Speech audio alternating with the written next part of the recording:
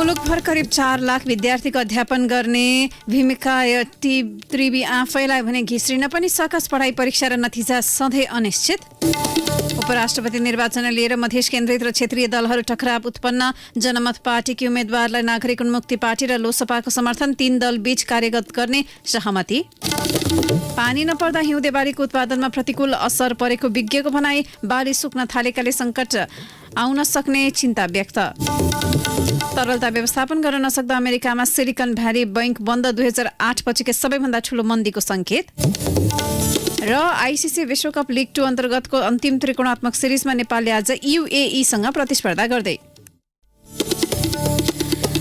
नमस्कार, कान्तिपुर डायरीका साथमा साथी रमेश र दिवा। अब समाचार विस्तारमा। मनाङ बाहेक 76 जिल्लामा त्रिभुवन विश्वविद्यालय अन्तर्गतका क्याम्पस सञ्चालनमा छन्। देशभर फरक फरक विषय र प्रकृतिका 1140 वटा क्याम्पसमा करिब 4 लाख विद्यार्थी अध्ययन गर्छन्। यति धेरै विद्यार्थीलाई डोराइरहेका क्याम्पसको नियमन, अनुगमन र सहजीकरण गर्ने सम्पूर्ण निकाय भने राजधानीको कीर्तिपुरमा केन्द्रित छ। 62 आङ्गी क्याम्पस सञ्चालनका लागि बनाइएको केन्द्रीय संरचनामा 529 सामुदायिक र 549 निजी क्याम्पस थपिएका छन्। विद्यार्थी संख्या घट्दो छ, तर पनि विभिन्न दबावमा सम्बन्धन थप्दै क्याम्पसको संख्या बढाउने काम रोकिएको छैन। भर्ना, पठन पाठन, परीक्षा, नतिजा प्रकाशनका लागि विश्वविद्यालयको एकीकृत क्यालेन्डर छैन। कहिले भर्ना हुने, कहिले पढ्ने, कहिले परीक्षा हुने र नतिजा पाउने निश्चित हुँदैन। विद्यार्थीले परीक्षा दिएको उत्तर पुस्तिकाका क्याम्पसबाटै गायब हुन्छ। परीक्षा नियन्त्रण कार्यालयले 15 महिनासम्म नतिजा दिन सक्दिन। स्नातक तहको नतिजा नआउँदै स्नातकोत्तर तहको भर्ना गराइन्छ। कतिसम्म भने चैत 5 मा हुने सुबियु निर्वाचन कतिवटा क्याम्पसमा हुँदैछ र कति विद्यार्थी मतदाता छन् भन्ने तथ्याङ्क समेत त्रिवीले अद्यावधि गर्न सकेको छैन। त्रिवी र क्याम्पसलाई जोड्ने कुनै संरचना नै छैन। राजनीतिक हस्तक्षेपले व्यवस्थापन एवं संरचनाको सुधारमा चुक्दा विश्वविद्यालय लथालिङ्ग बन्दै गएको छ।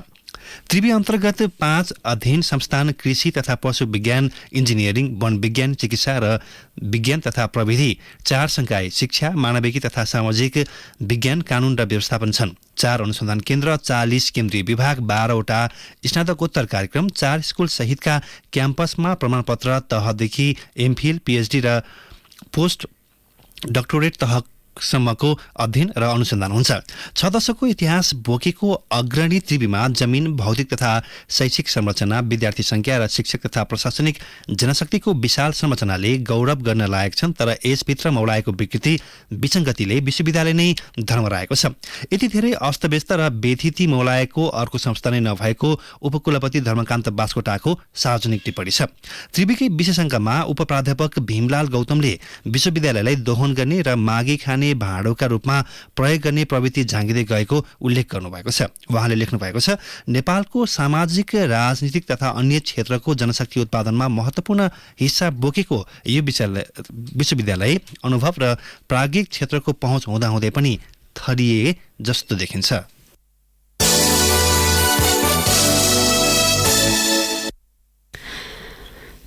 भावी उपराष्ट्रपतिका लागि 4 जनाको उम्मेदवारी परेको छ। निर्वाचन आयोगले तोकेको समयभित्र 9 दलीय गठबन्धनका दलबाट 3 र एमालेबाट 1 जना गरी उम्मेदवारी परेको छ, जसमध्ये जनता समाजवादी पार्टी जसपाबाट राम सहाय प्रसाद यादव र प्रमिला यादवको उम्मेदवारी दर्ता भएको छ।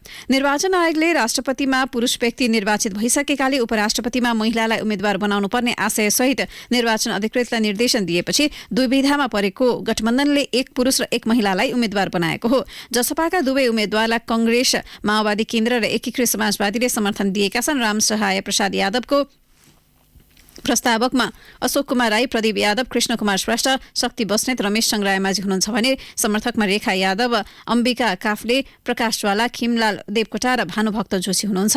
यस्तै प्रमिला यादवको प्रस्तावकमा रञ्जु झा, मृगेन्द्र कुमार सिंह यादव, नवल किशोर शाह, दीपक कार्की, राजकिशोर यादव हुनुहुन्छ भने समर्थकमा अनिता देवकोटा, विमला सुवेदी, सीता गुरुङ, जयन्ती राई र मनिष सुमन हुनुहुन्छ।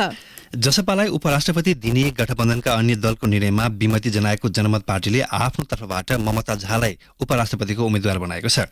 झाको प्रस्तावकमा अब्दुल खान, अनिता देवी, गंगाराम चौधरी, अभिराम शर्मा, रूपा कुमारी यादव हुनुहुन्छ भने समर्थकमा गोमा लाभ सापकोटा विनिता कुमारी सिंह, वसन्त कुमार कुशवाहा, रामप्रकाश चौधरी र रानी कुमारी तिवारी हुनुहुन्छ। यता नेकपा एमालेबाट भने उपाध्यक्ष अष्टलक्ष्मी साकेले उम्मेदवारी दर्ता गर्नुभएको छ। साकेको प्रस्तावकमा अध्यक्ष केपी शर्मा ओली, उपाध्यक्ष सुभाष चन्द्र नेवाङ, छविलाल विश्वकर्मा, गोकर्ण विष्ट, रघुवीर महासेठ हुनुहुन्छ भने समर्थकमा कृष्ण गोपाल श्रेष्ठ, महेश बर्तौला, तुलसा दाहाल, भगवती नेउपाने, यशोदा रिजाल हुनुहुन्छ।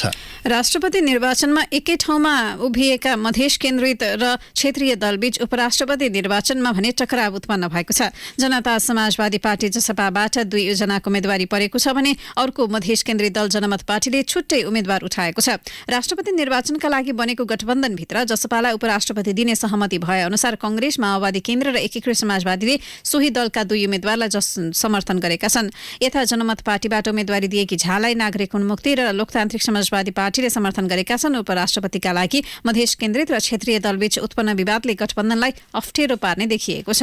उपराष्ट्रपतिका उम्मेद्वार जसपाका रामशाह यादवले संविधानको पूर्ण कार्यान्वयन र रक्षामा आफ्नो भूमिका केन्द्रित हुने बताउनु भएको छ। उम्मेदवारी दर्ताका क्रममा सञ्चारकर्मीसँग नेता यादवले संविधान कार्यान्वयनका लागि सहयोग गर्न आग्रह गर्नुभयो। उहाँले भन्नुभयो, निर्वाचित भयो भने मुलुकको जुन संविधान छन् त्यो संविधानको रक्षा गर्ने, त्यसको पालना गर्ने र राष्ट्रिय एकतालाई अझ मजबुत पार्ने मेरो भूमिका हुन्छ। म सबै दलका मान्य साथीहरूलाई आग्रह गर्दछु कि उपराष्ट्रपतिको पदमा मलाई निर्वाचित गराउनुहोस्, म हार्दिक अपिल गर्दछु। त्यस्तै सत्तारूढ दलकै समर्थनमा उपराष्ट्रपतिमा उम्मेदवारी दर्ता गरेकी जसपाकी नेता प्रमिला यादवले पार्टी र गठबन्धनको निर्णयको आधारमा आफूले उम्मेदवारी दिएको दावी गर्नुभयो। उहाँले एउटै पार्टीबाट 2 जनाको उम्मेदवारी परेपछि भोलि बस्ने पार्टीको केन्द्रीय समिति बैठकले निर्णय गरे त्यसलाई आफूले कार्यान्वयन गर्ने बताउनुभयो। पार्टीको आदेश अनुसार नै हामी 2 जनाले यहाँ नोमिनेसन गराएका हौँ। तर अब पार्टीको भोलिको बैठकले हामीलाई जे निर्देशन हुन्छ त्यसै अनुसार हामी हिँड्छौँ। सत्तारूढ गठबन्धनबाटै जनमत पार्टीकी ममता झाले उपराष्ट्रपतिमा उम्मेदवारी दर्ता गर्नुभएको छ। सो पार्टीका अध्यक्ष सीके राउतले महिलालाई उपराष्ट्रपति बनाउने उद्देश्यले आफूहरूको उम्मेदवारी परे पनि यसबारे गठबन्धनमा छलफल हुने बताउनुभयो। महिलाले पनि समानुपातिक समावेशी गर्नुपर्छ भनेपछि राष्ट्रपति पुरुष भइसकेपछि जुनसुकै समुदायको भए पनि महिला नै हुनुपर्ने त्यहाँ एउटा जिम्मेवारी हुन्छ। त्यो आधारमा चाहिँ र भोलिसम्ममा अब यो छलफलकै क्रममा छौँ हामी, भोलिसम्ममा सायद त्यसबाट निष्कर्ष निस्केर एउटा मात्रै उम्मेदवार कायम हुने प्रबल सम्भावना देखियो। त्यस्तै एमालेबाट उपराष्ट्रपतिमा उम्मेदवारी दिएकी अष्टलक्ष्मी साकेले आफ्नो जित सुनिश्चित रहेको बताउनुभयो। तर हाम्रो तर्फबाट चाहिँ नेकपा एमालेको तर्फबाट जे निर्णय सर्वसम्मत निर्णय गरेर उम्मेदवार दिइरहेको छौँ, हामी चाहिँ ढुक्क छौँ, हामी जित्छौँ।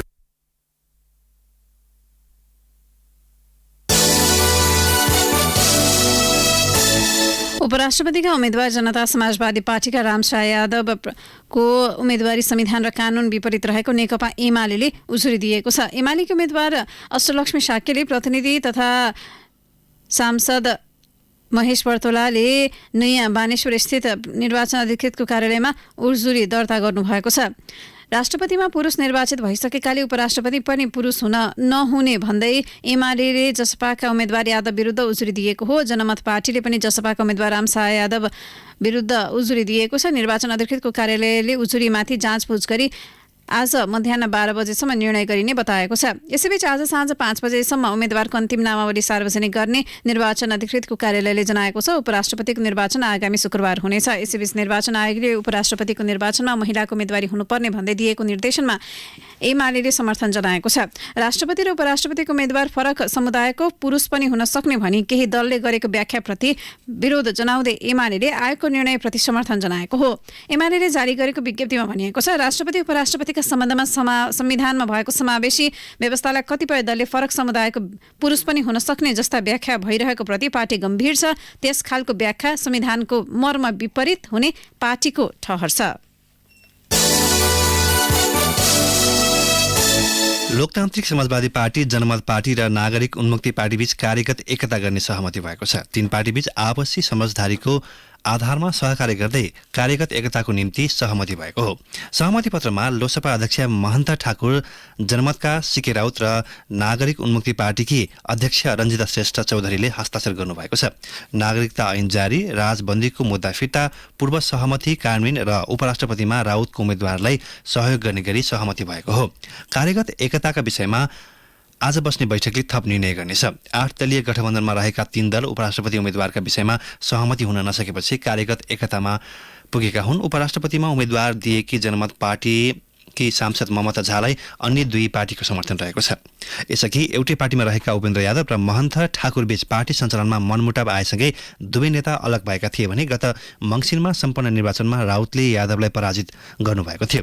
यादवले दलका नेता रामसहाय यादवलाई उपराष्ट्रपतिमा निर्वाचित गराई उहाँकै क्षेत्रबाट उपनिर्वाचन लड्ने दाउमा हुनुहुन्छ। यादवलाई रोक्न तिनले कार्यगत एकता गरेको हुन सक्ने राजनीतिक वृत्तमा चर्चा सुरु भएको छ। कान्तिपुर डायरीमा अब ब्रेकको पालो। ब्रेकपछि कान्तिपुर डायरीमा अब कान्तिपुर सविस्तार। कान्तिपुर सविस्तार। यो वर्ष पर्याप्त पानी नपर्दा हिउँदे बालीको उत्पादनमा प्रतिकूल असर परेको छ। मुलुकभर आकाशे पानीको भरमा करिब 25 लाख हेक्टर क्षेत्रफलमा खेती गरिन्छ। पानीको अभावमा गहुँ, मसुरो, चना, केराउ लगायत हिउँदे बाली सुकेका छन्। यसले खाद्य सङ्कट समेत निम्तिने भन्दै विज्ञले चिन्ता व्यक्त गरेका छन्। देशभर 30,91,000 हेक्टर खेतीयोग्य जमिन मध्ये 6 लाख हेक्टर क्षेत्रफलको हाराहारीमा सिँचाइ सुविधा पुगेको सरकारी तथ्याङ्कमा उल्लेख छ। बाँकी 24,91,000 हेक्टर क्षेत्रफलमा आकाशे पानीको भरमा खेती गरिएको छ। पर्याप्त पानी नपर्दा विभिन्न क्षेत्रमा हिउँदे बाली सुकेको सम्बद्ध निकायहरूको भनाइ छ। मुलुकमा गहुँ, मसुरो, केराउ, चना लगायत हिउँदे बालीको खेती हुन्छ। हिउँदे बाली मध्ये बढी क्षेत्रफल ओगटेको गहुँ बाली आर्थिक वर्ष 2077-78 मा 7,11,000 हेक्टर क्षेत्रफलबाट 21,27,000 मेट्रिक टन उत्पादन भएको थियो भने चालु आर्थिक वर्षमा गहुँको उत्पादनमा असर पर्ने जानकारहरूको भनाइ छ। पानीको अभावले खाद्यान्न बाली उत्पादनमा प्रतिकूल असर पर्ने बताउँछन् सुदूरपश्चिम प्रदेशका कृषि विकास निर्देशनालयका प्रमुख यज्ञ जोशी। खाद्यान्न बालीमा स्पेशली मुख्यतः गहुँ भनौँ न, जो बढी मात्रामा लगाइन्छ तराई मधेसमा, पहाडमा, त्यसलाई चाहिँ नै यदि यस्तै रहन गयो भने अलि उत्पादन चाहिँ नै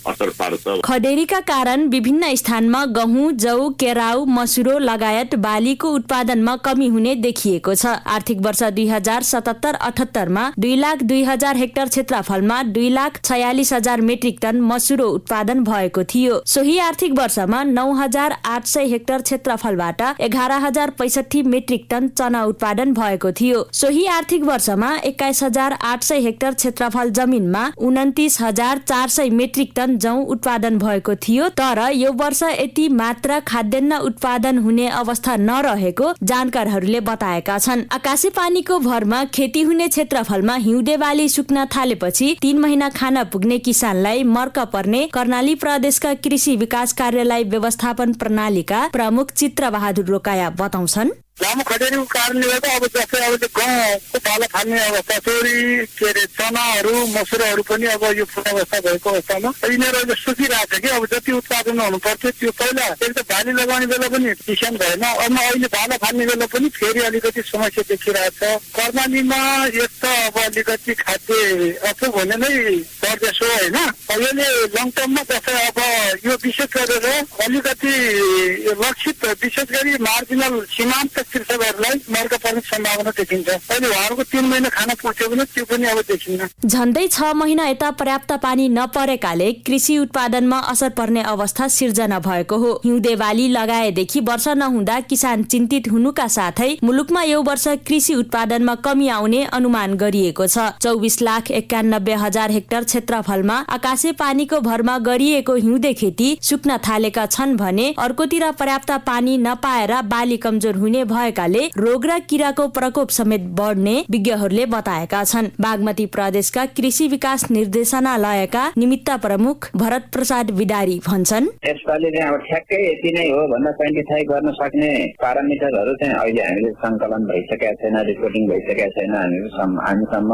तर यो जे अवस्था हामीले जे सिनेरियो देखिरहेका छौँ यसबाट के बुझ्न सकिन्छ भन्दा कृषि उत्पादन चाहिँ टार्गेटको जस्तो नहुन सक्ने अवस्था चाहिँ हामीले आंकलन गर्न सक्छौँ। मौसमको प्रतिकूलता साथसाथै अब अप्ठ्यारोको क्लाइमेट भएको भएर रोग किराहरूको पनि प्रत्याक्रमणहरू हुन सक्छ। आर्थिक वर्ष 2077-78 मा 1,22,000 हेक्टर क्षेत्रफल जमिनबाट 5,71,000 मेट्रिक टन चैते धान उत्पादन भएको थियो। रोपेको हिउँदे बाली सुक्नु एकातिर छ भने अर्कोतर्फ चैते धान रोपाइमा पनि असर पर्ने देखिएको छ। वर्षा नहुँदा माटोमा पानीको मात्रामा कमी आउने भएकाले चैते धान उत्पादनमा प्रतिकूल असर पर्ने चिन्ता व्यक्त भएका छन्। चितवन स्थित कृषि तथा पशु विज्ञान अध्ययन संस्थान रामपुर क्याम्पसका प्रमुख मिलन सुवेदी भन्छन्, भनेको अब बर्खाको पानीमा भर पर्ने भएको हुनाले, आकाशले पानीमा भर पर्ने भएको हुनाले अहिले पानी नपर्दाखेरि गहुँको उत्पादन, विशेष गरी गहुँको उत्पादनमा चाहिँ कमी आएको छ हैन। अब यस्तै भइराख्यो भने चाहिँ चैते धानमा पनि समस्या हुने देखिन्छ। बाली उत्पादनका लागि चाहिने मल समयमै नपाउँदा हैरान भएका किसानलाई यो पटक पानी नपरेपछिको चिन्ताले सताएको छ।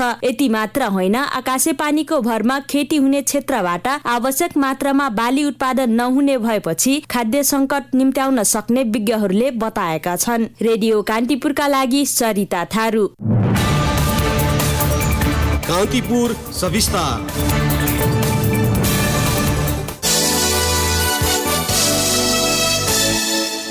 चितवन राष्ट्रिय निकुञ्जको कसरा प्रजनन केन्द्रमा हुर्काएका गिद्ध छाड्ने ठाउँ हो जटायु रेस्टुरेन्ट। कावासोती 7 स्थित नमुना मध्यवर्ती सामुदायिक वनमा सो रेस्टुरेन्ट छ। प्रजनन केन्द्रमा हुर्काएका 10 वटा गिद्ध शनिबार त्यहाँको जंगलमा छाडिएको छ।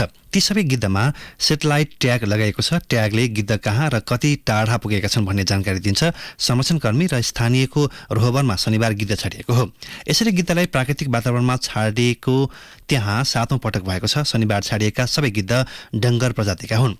प्रजनन केन्द्रमा हुर्काएका र त्यही जन्मेका समेत गरेर हालसम्म छाडिएका गिद्धको संख्या 69 पुगेको छ। मरेका चौपया ल्याएर गिद्धको आहाराका लागि जटायु रेस्टुरेन्टमा छाडिन्छ। आहारा पाउने भएका कारण रेस्टुरेन्टमा गिद्धका बथान आउँछन्। लोपोन्मुख गिद्धको संरक्षण गरेर संख्या बढाउन भन्दै 2063 भदौमा कावासोतीको पिठौडी स्थित सामुदायिक वनमा स्थानीयको सहभागितामा गिद्ध रेस्टुरेन्ट सुरु गरिएको हो। त्यहाँ 2065 देखि रेस्टुरेन्टको सफल प्रयोग मानिएको छ। संरक्षणकर्मीहरूका अनुसार नेपालमा हालसम्म 9 प्रजातिका गिद्ध पाइएको रेकर्ड छ। संख्या 15,000 हाराहारी रहेको अनुमान छ। कावासोती आसपासमा 8 प्रकारका गिद्ध देखिएका छन्। सुनसरी, कास्की, लुम्बिनी, दाङका 2 स्थानसँगै कैलालीमा जटायु रेस्टुरेन्ट छन्। कान्तिपुर डायरीमा पुनः ब्रेकको पालो। ब्रेकपछि कान्तिपुर डायरीमा अब आर्थिक प्रसङ्ग। बैंक तथा वित्तीय संस्थाले प्रवाह गर्दै आएको कर्जामा अस्वाभाविक ब्याज वृद्धि र पुनर्कर्जा फिर्ता विरुद्ध विभिन्न नीति विरुद्ध व्यवसायीले सडक आन्दोलनको चेतावनी दिएका छन्। काठमाडौँमा हिजो आयोजित बैंक तथा वित्तीय समस्या सम्बन्धी अन्तर्क्रियामा व्यवसायीले चरणबद्ध आन्दोलन घोषणा गरे। माइतीघर मण्डलामा आइतबारदेखि धरना दिँदै सडक आन्दोलन सुरुवात गरिने मोरङ व्यापार संघका अध्यक्ष नवीन रिजालको भनाइ छ। 1 वर्षदेखि उद्योग व्यवसायप्रति बैंक तथा वित्तीय संस्थाले कठोर नीति लिएको भन्दै त्यस विरुद्ध आन्दोलन गर्नुपर्ने अवस्था आएको उहाँले बताउनुभयो। आन्दोलनरत पक्षले 7 बुँदे माग राखेका छन्। एकल अङ्कको ब्याज दर कायम हुनुपर्ने, उद्योग र व्यापारमा 2% फरक ब्याज दर हुनुपर्ने, आधार दरमा प्रिमियम बढीमा 2% मात्र थप हुनुपर्ने लगायत माग उनीहरूका छन्। विभिन्न वित्तीय संस्थाको सेवा शुल्क कम गरी सर्वसाधारणलाई वित्तीय सेवा 50% निशुल्क गरी नयाँ उद्यमीलाई प्रोत्साहन गर्नुपर्नेमा जोड दिइएको छ। स्थानीय सरकार सञ्चालन ऐन 2074 बमोजिम प्राकृतिक स्रोत उपयोगमा अन्नपूर्ण संरक्षण क्षेत्र आयोजना एक्यापले रोक लगाएको भन्दै कानून संशोधन गर्न त्यस क्षेत्रका 15 स्थानीय तहले माग गरेका छन्। कास्कीको माछापुष्टि गाउँपालिकाको समन्वयमा हिजो भएको अन्तरपालिका स्तरीय समन्वयात्मक बैठकले 6 बुँदे घोषणापत्र जारी गर्दै सो माग गरेको हो। गाउँपालिकाले एक्याप लागू भएका 15 गाउँपालिकाको विकास निर्माणमा परेका असरका सम्बन्धमा जनप्रतिनिधिसँग छलफल चलाएको थियो। स्थानीय कर, सेवा शुल्क तथा दस्तुर सम्बन्धी अधिकार प्रयोग गर्नका लागि पालिकाभित्रका ढुङ्गा, गिटी, बालुवा, माटो, काठ, दाउरा, जराजुरी, सिलेट, खरीढुङ्गा, जडीबुटी आदि प्राकृतिक एवं खानीजन्य तथा नदीजन्य वस्तुको बिक्री तथा निकासी शुल्क दस्तुर सङ्कलनमा एक्याप बाधक रहेको बैठकमा सहभागी 15 वटै गाउँपालिकाका जनप्रतिनिधिको निष्कर्ष छ।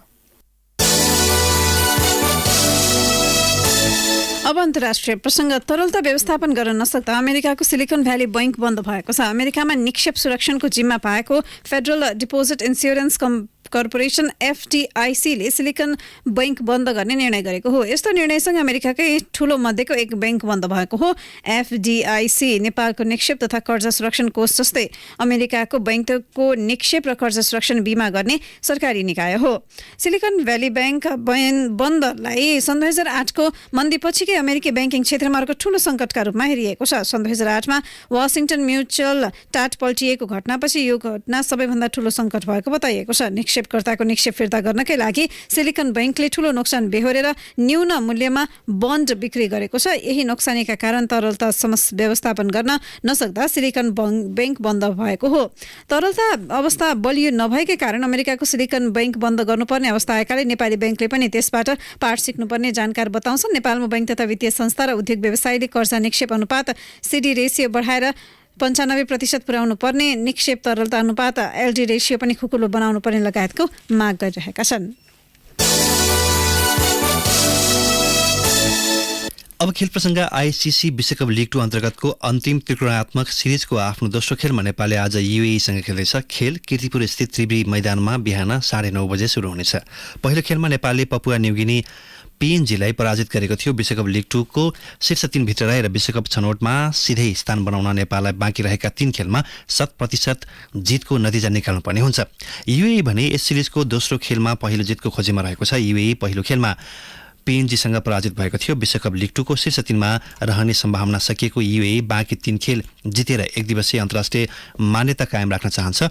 UAE-लाई एक दिवसीय अन्तर्राष्ट्रिय मान्यता कायम राख्न नेपाललाई पराजित गर्नुपर्ने हुन्छ। यो खेल जितेर नेपाल भने 2 खेल अगावै एक दिवसीय अन्तर्राष्ट्रिय मान्यता कायम राख्न चाहन्छ। 7 देश सम्मिलित विश्वकप लिग 2 मा 33 खेलमा 16 मा जित तथा 15 मा हार बेहोरेको छ। नेपाल 34 अङ्क जोडेर अङ्क तालिकाको 5औं स्थानमा छ। यता UAE भने 33 खेलमा 14 खेलमा जित तथा 16 खेलमा हार बेहोरेको छ। 31 अङ्क जोडेर UAE 6औं स्थानमा रहेको छ।